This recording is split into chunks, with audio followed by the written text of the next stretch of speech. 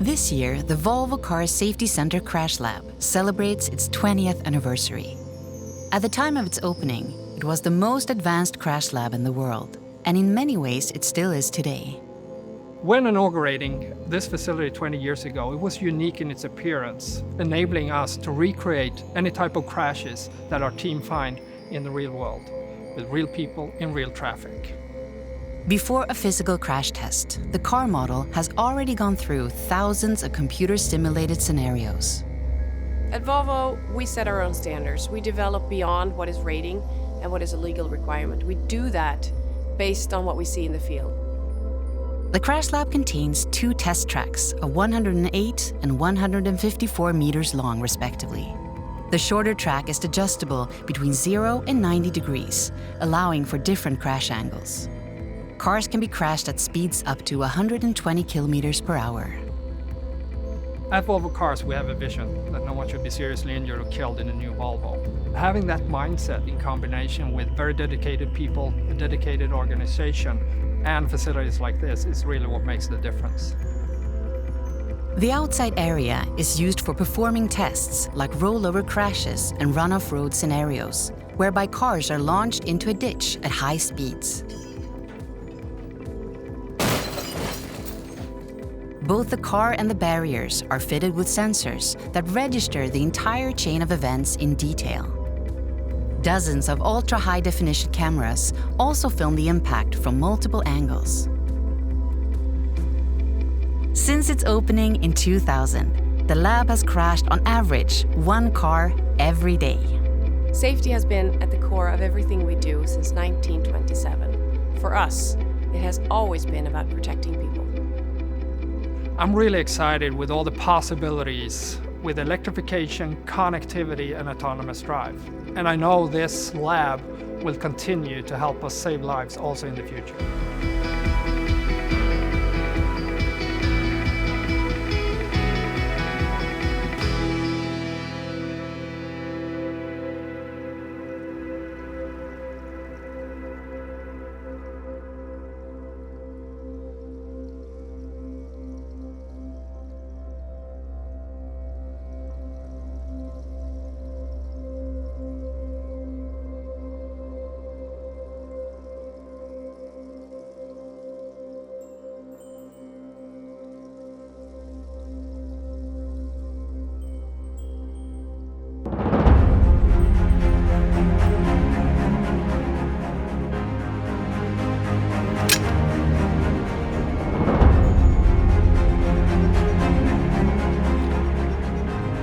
Ready? 3, 2, 1, go!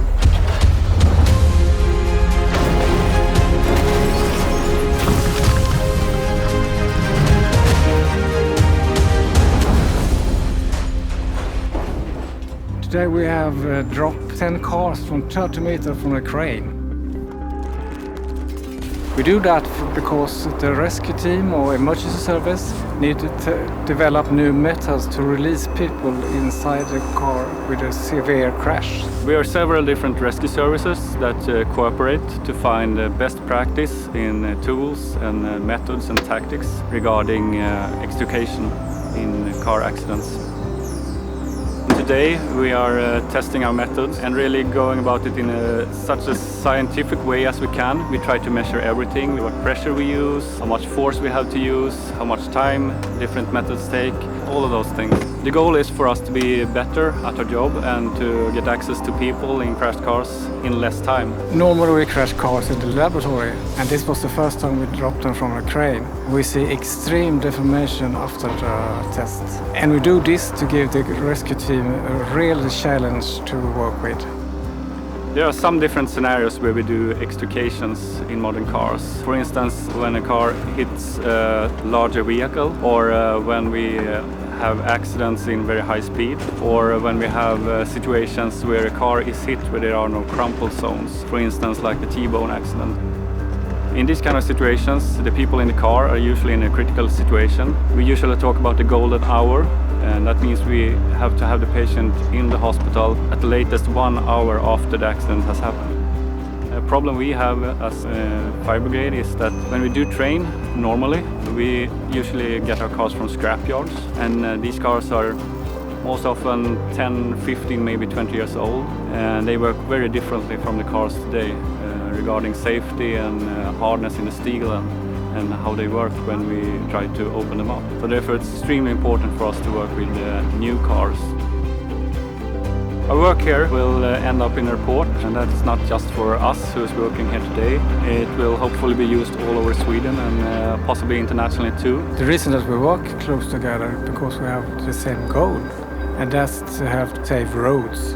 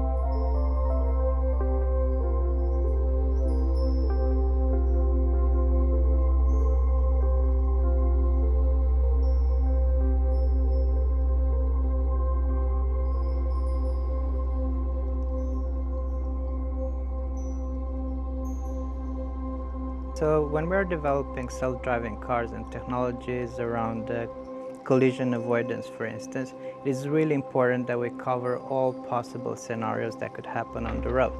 It's really important that we try to see the human behavior in this aspect as well, because some of these scenarios are either too dangerous to test in real life or they're too rare. The tool that we're using today, it's a game engine from Unity, where it's a real-time 3D tool where it's kind of the innovation hub where we tie all these things together, where we create virtual environments, we bring our cars, test sensors.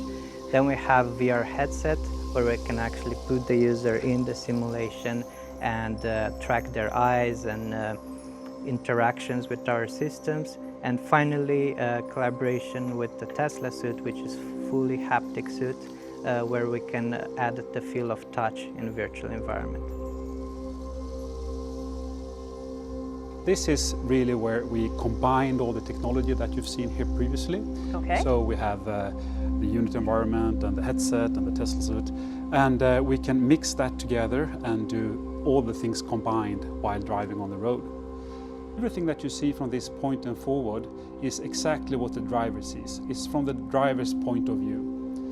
And now we're going to do a transition from this physical XC90 to a virtual XC60 through this blue transition. And now we can see the XC60 is building up, and we have the correct speed injected from the car into the virtual content, and also the steering wheel movements.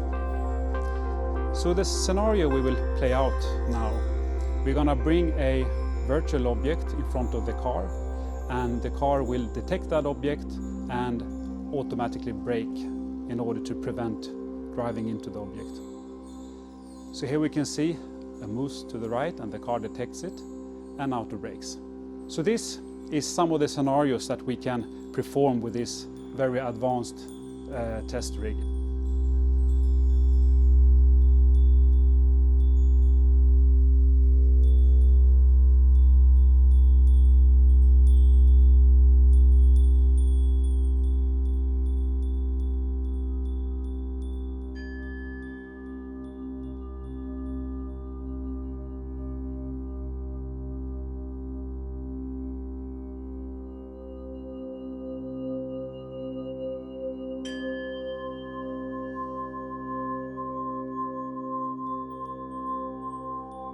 We like to call them Volvo's own in-house detectives.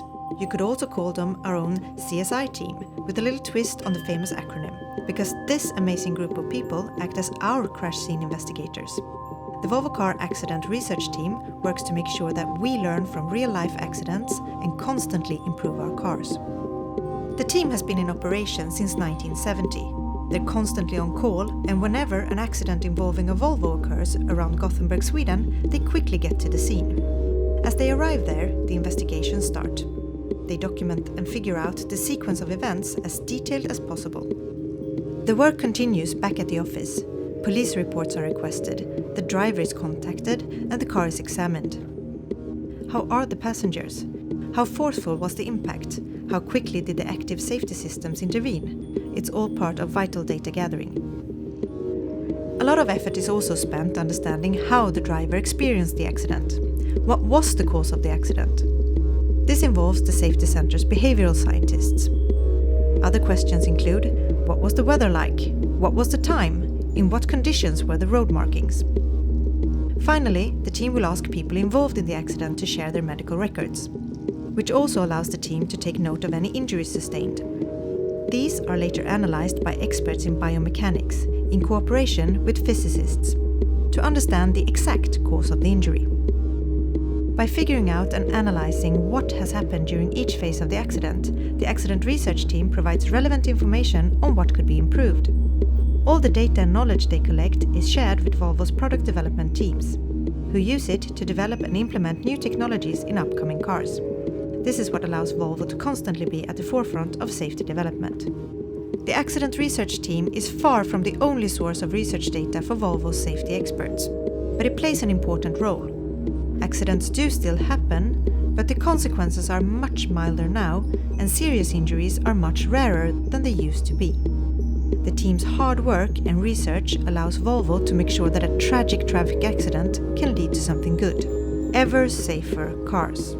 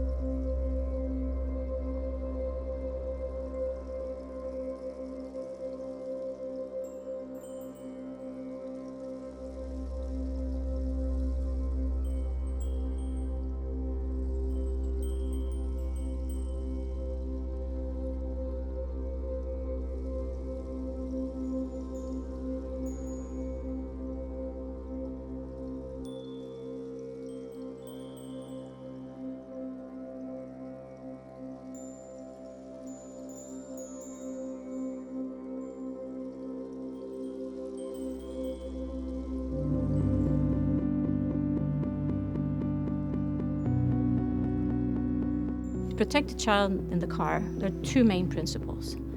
For the youngest, you need to protect the neck and their head. And for those a bit older that can go forward-facing using the adult restraints, they need to be adapted to the seatbelt. Children have a vulnerable neck that is not developed until after a couple of years. It's simply not strong, and the head is very heavy in comparison to the rest of the body. So the youngest kids, they need to go rearward-facing. This is an infant seat. This is typically the first seat that you use for the child's protection in cars. Rearward facing, of course, to make sure to protect the child in case of a crash. Typically, this type of seat is used as long as you want to carry the child in the seat with you, up to approximately 1 year of age. When outgrown the infant seat, the child should use a large rearward facing child seat like this one for the best protection. The child should stay in this type of seat up to age 4. When outgrown the large rearward-facing child seat and 4 years old, the child can use a booster, either a booster cushion or a booster seat like this with a seat backrest. The child needs to use boosters until they graduate to the adult seatbelt only, and that's approximately 140 centimeters, 10 years of age. I think the most important message to every parent is how the kids are actually designed. Children have a vulnerable neck that is not developed until after a couple of years. It's simply not strong. So the smallest children, they need to go rearward facing, and we need to communicate this message to everybody so they understand the importance of having their children rearward facing. Because if they end up in a high severity frontal impact, it's a question of life or death. Sweden is unique in the area of child safety. It all started here. So we have more than 50 years experience of child safety in cars. We invented the first rearward-facing child seat. We were the inventors of the booster seats. We have, together in Sweden, working cross-functional authorities, industry, researchers, with the one voice, emphasize the best protection for the child. We've been doing so since the late 60s. So based on that experience, we know that children are best protected rearward-facing. We now see, actually, globally, that the other countries are following our example and keeping the kids rearward-facing for longer. So we're moving towards a more safe world for kids in cars. The smallest children, they do need a child seat. You usually start with a baby seat. Position it in the car, and they can stay in that one about up to almost a year old. Then you transform into a so-called child seat, where they have their own harness, and the child seat is attached to the vehicle. For best protection, they need to go rearward facing in those seats. But for simplicity for the parents, it's easier to say go rearward facing up to 4 and then go forward facing. That applies for children up to 4, simply because their neck is too weak. If we say 4, we have the margin that actually children look different. They could be different in height, different in distribution of body parts, different sizes of their head. When the children are 4 years of age, about, they have enough size and strength to actually be forward-facing using the vehicle restraints, the adult 3-point belt, but need an adapter, a booster that raises them into position so the belt is positioned in the strong parts of the child. The children should stay in boosters up to about 140 centimeters, 10 years of age, depending on the design of the car. Volvo Safety Vision stating that no one should be seriously injured or killed in a new Volvo emphasizes the importance that everybody counts. So everybody's needs need to be addressed. We know that children have specific needs. We know that they need to be restrained according to their needs. And the way to address the vision is to make sure that we can get children into their restraints so that they will be protected.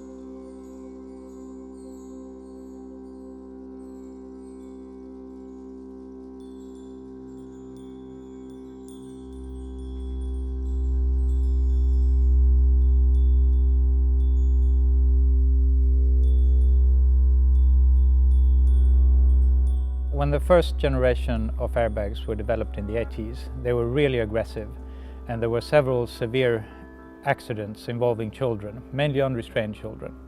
And this caused several countries to forbid children sitting in the front seat. The modern airbag is quite different from the first generation of airbags. The deployment pattern and the way the airbag interacts with the occupant has significantly improved. So we asked ourselves, with this improvement of technology, do we really need to turn the airbag off for a forward-facing child?